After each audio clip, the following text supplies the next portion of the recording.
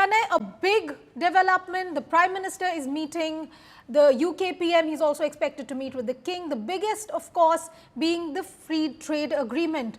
What more do we know about this agreement? How will it benefit India? Pranay. Definitely, it is going to to impact and benefit India in an Indian economy in a big way. Just to give an example of it, India has a 7,500 kilometer of coastline, and many states, including Gujarat to West Bengal to Andhra Pradesh to Kerala to Tamil Nadu, are the coastal states of India. And all these coastal states and especially the Indian fishery sector will get market access of $5.2 billion in UK. The agrarian products as well as the Indian products in terms of the textile, the gems, jewelry, leather, all these products will get greater market access in the UK economy. UK is a big economy. UK is a better and a bigger market for India, and that's why if you see the potential of it, many of Indian products which used to face around 70% of tariffs in UK market will now be reduced to less than 7% or maybe in zero in many of the cases, around 99%. As Lavina was also mentioning, around 99% of the tariff lines will be made zero. So this is definitely in terms of the greater market access and a wider market access.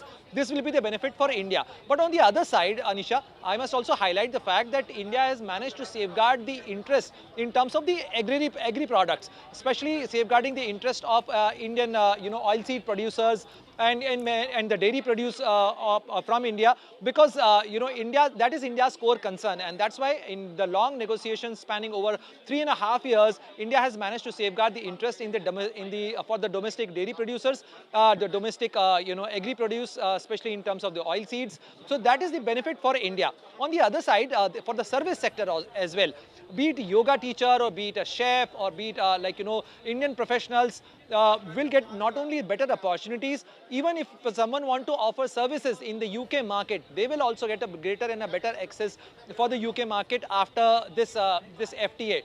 Besides that, the double taxation avoidance has also been enshrined in this FTA. So these are the important pillars of this FTA, and that is going to benefit. And the larger volume which has been decided to double up the trade between India and UK. With the current bilateral trade between 2023 and 24 was around $55 billion.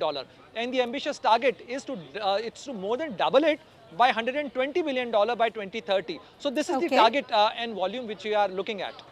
All right, thank you for that, Pranay. Stay on with me. We are going to be talking about this important free trade agreement, and we're talking about what the Prime Minister Narendra Modi is in the UK for. Let's take a look at what the India-UK trade deal could bring for India. First of all, it could eliminate 99% of the tariffs on Indian goods that are entering the UK. It effectively covers the entire bilateral trade value. Remember, this is going to be a huge boost to the economy for both countries, as India is also going to cut duties on 90% of British products. 85% of British products to be tariff-free in 10 years. That is the big takeaway here, as both the countries are talking about boosting each other's economy. Pranay, of course, is with me on this story. Pranay, what more are we expecting from both this FTA and further negotiations as the Prime Minister Narendra Modi is in the UK?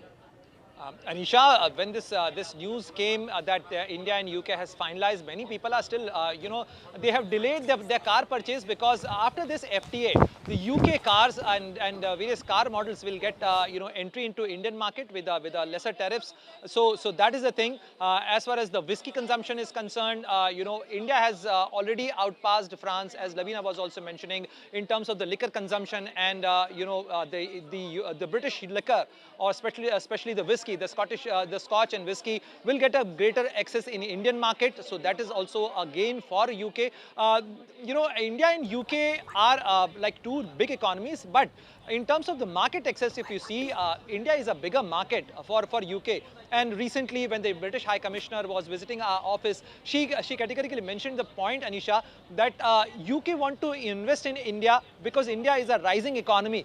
and this is the right time to invest in India and to remain invested in India with the pace and trajectory of Indian economy. So definitely it's a win-win situation. It's a Okay. gain for both the economies. But not only that, Prime Minister Modi's visit is not only restricted to signing of this FTA, Anisha.